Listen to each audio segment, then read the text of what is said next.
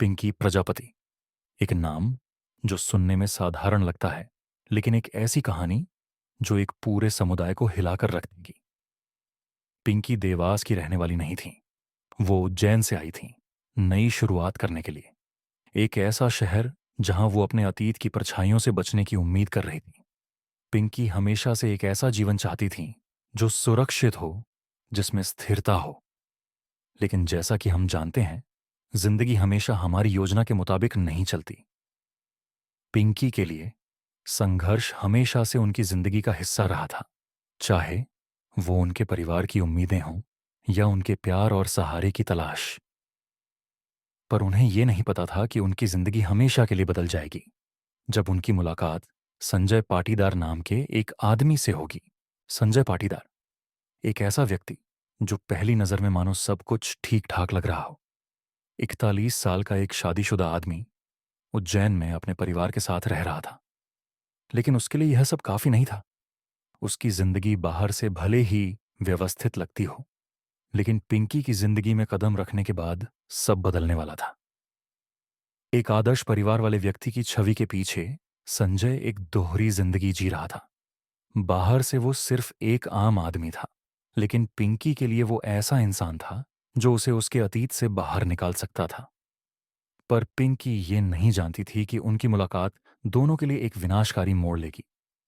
उनकी मुलाकात की कहानी आज भी पूरी तरह से साफ नहीं है। कुछ कहते हैं कि यह एक संयोग था, तो कुछ कहते हैं कि यह आपसी दोस्तों या काम से जुड़े किसी मौके पर हुआ था। शुरुआत में यह रिश्ता ताजगी भरा और रोमांचक था। पिंकी को लगा कि आखिरकार उसे वो प्यार और अपनापन मिल गया है जिसकी उसे तलाश थी। लेकिन संजय के लिए यह रिश्ता कुछ और था। यह सिर्फ प्यार नहीं था, यह उसकी अपनी जिंदगी, उसकी जिम्मेदारियों से भागने का जरिया था। शायद यह एक ऐसा रिश्ता था जिसे वो नियंत्रित कर सकता था, जो उसकी शादी में संभव नहीं था। दोनों देवास में साथ रहने लगे, अपने परिवारों की नजरों से दूर। यह उनका सुरक्षित ठिकाना बन गया। कोई उन्हें यह नहीं बता सकता था कि उन्हें कैसे जीना है, कैसे प्यार करना है, या उनके रिश्ते की परिभाषा क्या होनी चाहिए। लेकिन जैसे जैसे समय बीतता गया, उनके रिश्ते की दरारें सामने आने लगीं। पिंकी को इस रिश्ते से ज्यादा चाहिए था। वो सिर्फ एक साथ रहने का रिश्ता नहीं चाहती थी, वो स्थायित्व चाहती थी। वो सुरक्षा चाहती थी जो शादी के साथ आती है। लेकिन संजय, जो अपनी शादी और इस नए जीवन के बीच फंसा हुआ था, पीछे हटने लगा। शादी उसके लिए सिर्फ एक कागज का टुकड़ा नहीं थी, यह जिम्मेदारी थी, जवाबदेही थी, और शायद उस जिंदगी से सामना था जिससे वो भाग रहा था। पिंकी का सपना था कि उनका रिश्ता एक मुकाम तक पहुंचे, लेकिन संजय की अनिच्छा और बढ़ती जा रही थी। इस बीच पैसे का मामला भी उनकी जिंदगी में अहम हो गया, लेकिन शायद उस तरह नहीं जैसा लोग सोचते हैं। अफवाहें थीं। क्या पिंकी संजय को आर्थिक रूप से मदद कर रही थी? क्या वो उससे सिर्फ प्यार के अलावा और भी कुछ मांग रही थी? सच ये था कि पिंकी के अंदर निराशा बढ़ती जा रही थी।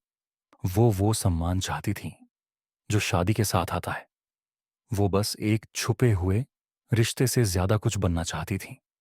और संजय, जो उन्हें वो सब नहीं दे सकता था जो वो चाहती थी, खुद भी तनाव में डूबता जा रहा था। उनके रिश्ते में प्यार अब ईमानदारी की कमी और अनकहे संघर्षों से दूषित हो गया था। अब तक उनका रिश्ता वो सपना नहीं रहा था जिसकी उम्मीद पिंकी ने की थी। उसने बहुत कुछ दिया था, लेकिन बदले में सिर्फ खाली वादे ही मिले। दबाव, निराशा और अधूरी अपेक्षाओं ने धीरे धीरे सब कुछ खत्म कर दिया। लेकिन आगे क्या हुआ?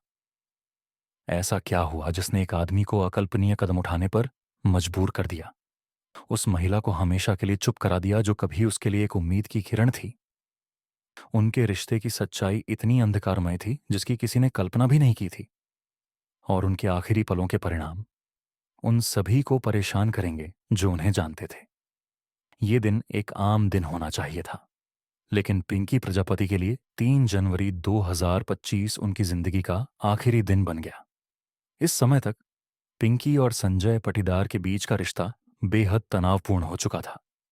देवास में उनका किराए का घर, जो कभी उनकी शरण स्थली था, अब अधूरे वादों और झगड़ों का मैदान बन चुका था। उस दिन कुछ ऐसा हुआ जिसने सब कुछ बदल दिया। निराशा, आर्थिक विवाद, शादी की मांग, ये सब कुछ हद से ज्यादा बढ़ चुका था। संजय, जो पिंकी के उनके रिश्ते को औपचारिक रूप देने के आग्रह से परेशान था, ने एक अकल्पनीय कदम उठाने का फैसला किया। संजय का यह कदम बेहद भयावह और सोच समझकर किया गया था।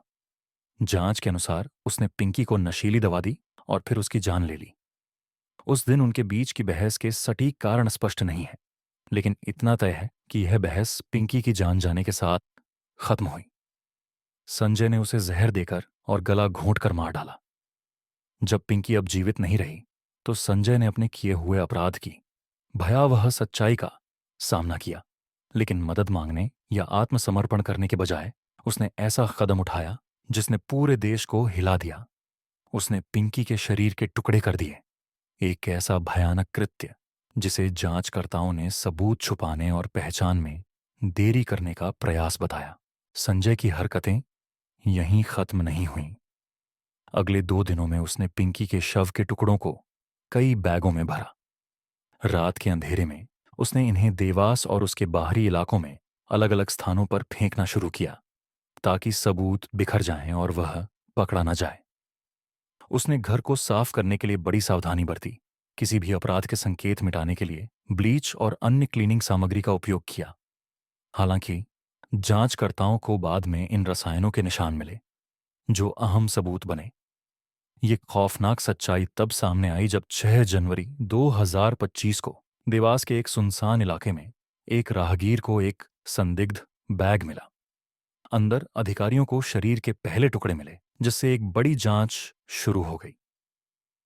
अगले कुछ दिनों में और भी शरीर के हिस्से मिले, जिससे जांचकर्ताओं को इस भयावह सच्चाई को जोड़ने में मदद मिली। पहला बैग मिलने के बाद पुलिस के पास कोई ठोस सुराग नहीं था, लेकिन एक बड़ी सफलता तब मिली जब जांचकर्ताओं को एक बैग में कुछ व्यक्तिगत सामान मिला, जिसमें कपड़ों और गहनों के टुकड़े थे। फॉरेंसिक विशेषज्ञों ने डीएनए विश्लेषण के जरिए शव की पहचान की और इसे पिंकी प्रजापति के रूप में पुष्टि की। इसी दौरान स्थानीय पूछताछ से यह पता चला कि पिंकी को कई दिनों से किसी ने नहीं देखा था। चिंतित पड़ोसियों ने अधिकारियों को बताया कि उनके किराए के घर से अक्सर झगड़ों की आवाजें आती थीं। शक होने पर पुलिस ने उस घर की जांच की, जहां उन्हें हल्के खून के निशान मिले। भले ही संजय ने अपराध स्थल को साफ करने की कोशिश की थी, मजबूत सबूतों के आधार पर पुलिस ने संजय पटीदार को गिरफ्तार कर लिया। पूछताछ के दौरान उसने अपना जुर्म कबूल किया और अपनी हरकतों का पूरा विवरण दिया। उसके कबूलनामे में यह भी सामने आया कि उसने हत्या की योजना कैसे बनाई और उसे अंजाम दिया, जिससे जांचकर्ताओं और आम जनता दोनों को गहरा सदमा पहुंचा। हत्या का मकसद भी उतना ही भयानक था जितना कि अपराध। संजय प्रतिबद्धता के दबाव से बचना चाहता था और उसकी नज़र में इसका एकमात्र समाधान पिंकी को हमेशा के लिए खत्म कर देना था। उसके ठंडे और योजनाबद्ध कृत्य अब एक ऐसे मामले का केंद्र बन चुके हैं जिसने पूरे देश को झकझोर कर रख दिया है। 26 जनवरी 2025 तक पिंकी प्रजापति की हत्या के मामले में कानूनी प्रक्रिया प्रारंभिक चरण में है। 10 जनवरी 2025 को गिरफ्तारी के बाद संजय पटीदार पर पिंकी प्रजापति की हत्या का आरोप लगाया गया है। वह फिलहाल पुलिस हिरासत में है और जांच जारी है। पुलिस उनके कथित साथी विनोद दवे से भी पूछताछ करना चाहती है, जो राजस्थान में एक अन्य अपराध के लिए जेल में है। इस अपराध की गंभीरता को देखते हुए यह संभावना है कि मामला अदालत में आगे बढ़ेगा, जहां आरोप औपचारिक रूप से पेश किए जाएंगे और न्यायिक प्रक्रिया शुरू होगी।